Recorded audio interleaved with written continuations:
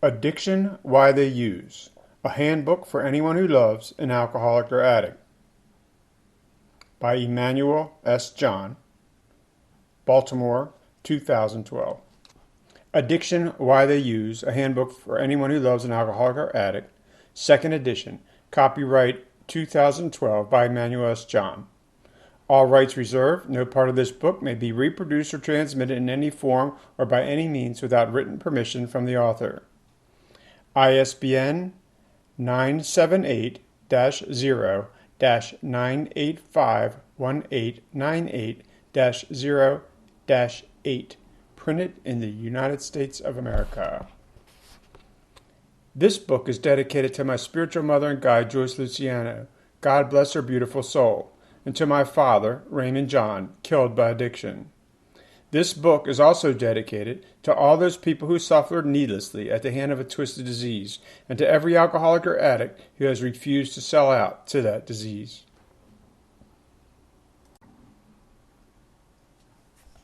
Table of Contents. Introduction. About the author. Part 1. The Journey Begins. Getting to the Truth. The War is Raging. Giving Treatment the Treatment. We Need Knowledge. A Foundation of Understanding. And Time Doesn't Heal All Wounds. Part 2. How and Why. Addiction Theory over the past 100 years. The Sinner. The Dry Moral Model. The Wet Moral Model. The Lush. Two Evolutions. The 12-Step Model. The Old Medical Model. The Big Merger. Psychodynamic Model. Dysfunctional Family Model. The Love Model. The Behavioral Model. The Medical Model, Holistic, the Biopsychosocial Model. Part 2, Addiction and Mental Illness, Dual Diagnosis, Diagnostic Criteria, Substance-Related Disorders, Withdrawal, Acute and Protracted, Physiological Addiction, Conditioning, Conditioned Response, Understanding the DSM-4 Diagnostic Criteria, Abuse and Dependency, Substance Abuse Criteria, Criteria for Substance Dependence, and substance-induced disorders. Part 4. Denial, Addict Denial, and Self-Deception. Part 5. Stress, Why They Use and Use and Use. What about it? A moment about you. Dealing with it. The limbic system doesn't get it. Relapse in the limbic system. Limbic function. The addicted brain. An addiction is born. Emotional reaction and limbic deception. Limbic change happens in delay. Compulsion. Part 4. Enabling. Where do I draw the line? Why they use and use. The big letdown. Developmental exposure. Socialization of addiction. Conditioning. Emotional dependence. Part 7. Stumbling block to stepping stones. Fear and anger. Gender and using. Male issues. Female issues. Addiction in the courts. Courts and accountability. Emotional stumbling blocks, RJEFF, resentment, jealousy, envy, frustration, and fear, and resolving, RJEFF. A sincere message for you. Addiction, Why They Use, a handbook for anyone who loves an alcoholic or addict, by Emmanuel S. John, 2012. This book is dedicated to all those persons who suffer needlessly at the hand of a twisted disease, and to every alcoholic or addict who has refused to sell out to that disease. I am happy you have made the choice to increase your awareness about substance addiction by examining this book. You will be glad you did. This book has been written with a very specific, very clear purpose. That purpose is to increase individual awareness of the nature of addiction in our society. My goal is to clearly explain what it truly means to be emotionally addicted, as well as how the emotional addiction affects the people who personally come in contact with the substance, or by extension, the addict or alcoholic. This book is a handbook for anyone who loves someone who is addicted. The information contained in the following pages will undoubtedly improve your perspective on the ills that are addiction. The war we wage against substance abuse and dependency will never change until we understand both the enemy and the battlefield. If we truly want things to change, we must understand both the physiological and psychological emotional natures of the disease. Understanding only half the problem will only perpetuate the problem. The lack of a comprehensive understanding of the disease of addiction only results in more emotional pain for those of us who love or have loved an addict or an alcoholic. This book is not a technical manual on addiction, nor is it a scientific examination of the physiological effects of addiction. Those topics have been investigated with little benefit beyond more drugs to treat a drug problem. Instead, this book is an examination of the emotional side of addiction, the root causes of the problem. By writing this book, this author hopes to reduce the pain endured by those who have been affected by substance use and abuse. If it is technical and scientific data that you desire, then I encourage you to seek out my counterparts in the addiction research field at the National Institute of Drug Abuse, NIDA.gov. While some physiological aspects will be discussed in this book, the major focus will be on how the emotional aspects of addiction plague both the user and their significant family members. This book is a culmination of more than 25 years of deeply devoted examination of the still using, the chronic relapser, the newly abstinent, and those persons with long-term sustained recovery up to and past 40 years. We will also examine the personal practices of people who have since recovered from their addiction and examine those traits which have proven most successful. As a clinical professional, I have dedicated my life to helping people get past their need to use and to heal the pain resulting from substance use for both the user and their loved ones.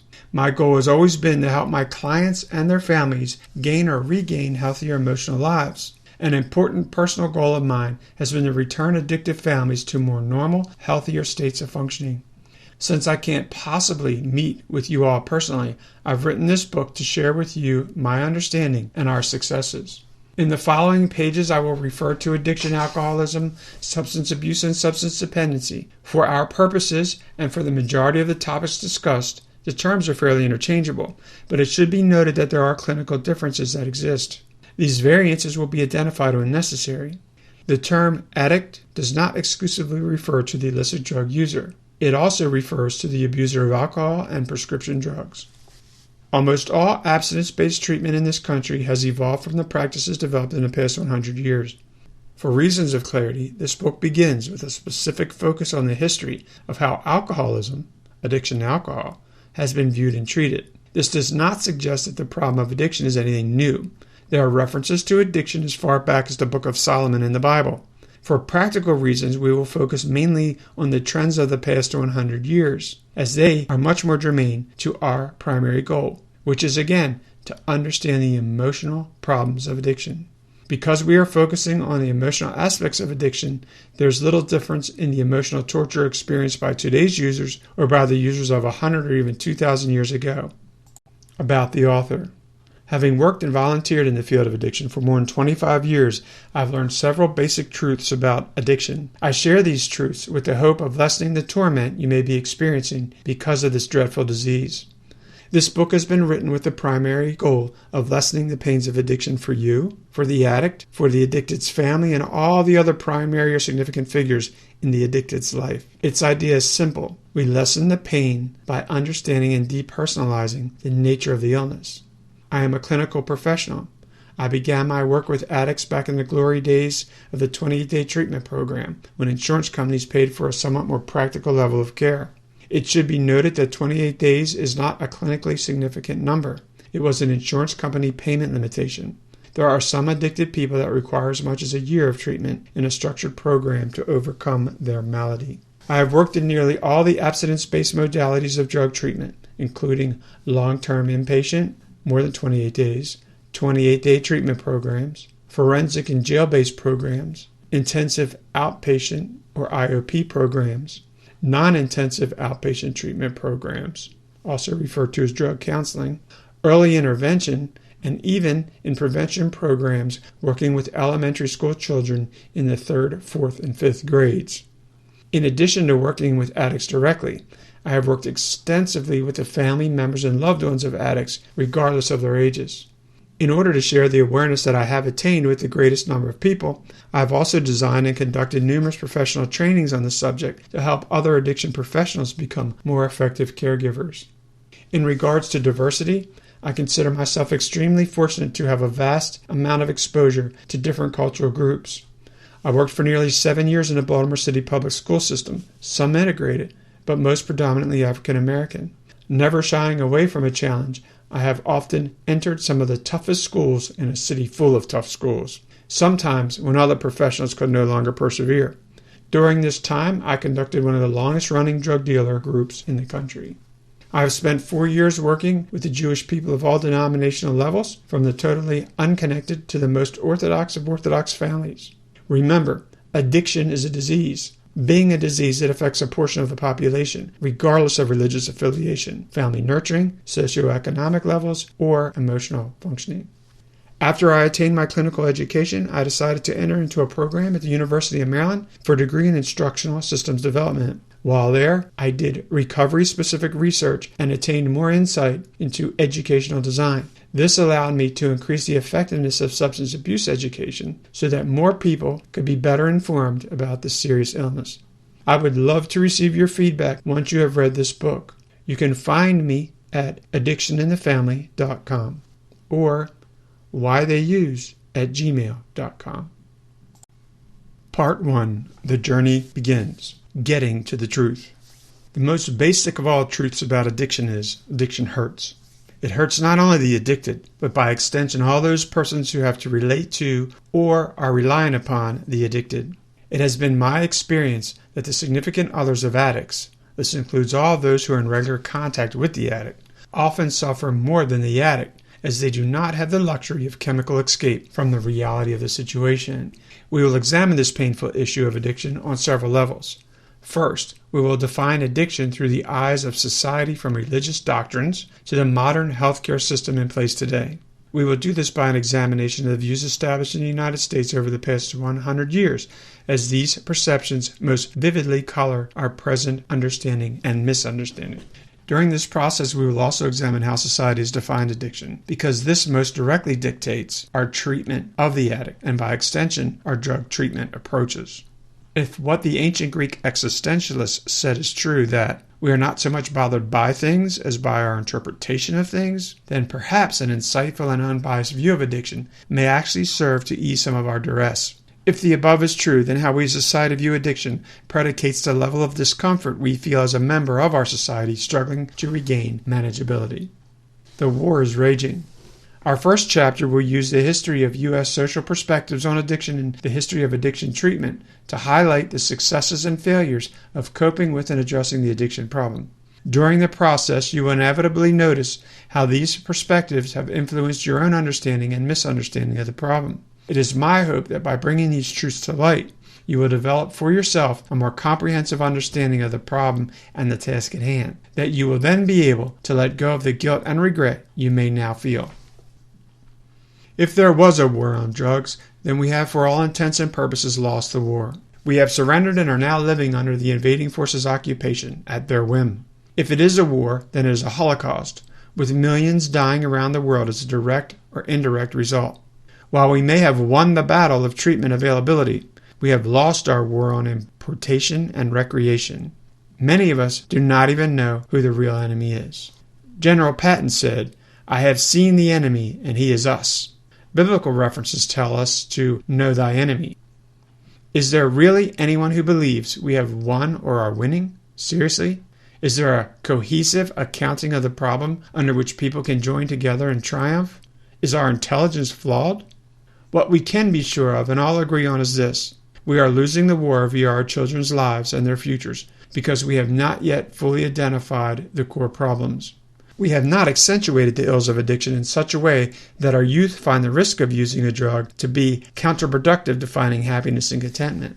While alcohol is considered a gateway drug, the use of nicotine and caffeine teach our children how to medicate emotional states. These drugs teach our children to chemically alter their state of being rather than improve their level of insight. They learn to go for the quick fix rather than take the time and energy required to improve emotional awareness. Emotional awareness that also fosters positive self-esteem. When it comes to our children, it is important to remember that we cannot relay a value that we ourselves do not hold. If we take the hypocrite role, our children will see right through us and discredit our future insights. They see our hypocrisy, and as a result, we lose our credibility. In order for us to prevent future generations from falling prey to the ignorance of the quick fix, we need to end that ignorance by an in-depth study of the emotional and psycho-spiritual problems which breed addiction and diminish resistance to the disease. For far too many years now, our focus regarding addiction treatment has been predicated on a failed belief that by understanding human physiology, we will be able to address the emotional soul sickness of abuse and dependence. It hasn't worked. Understanding cancer doesn't cure it. Preventing cancer is the best course. Substance use is not natural. We can't put poisons and toxins in our body and not expect a negative result. Think for a minute about why it is that all the truly successful methods of overcoming addiction focus on the spiritual malady.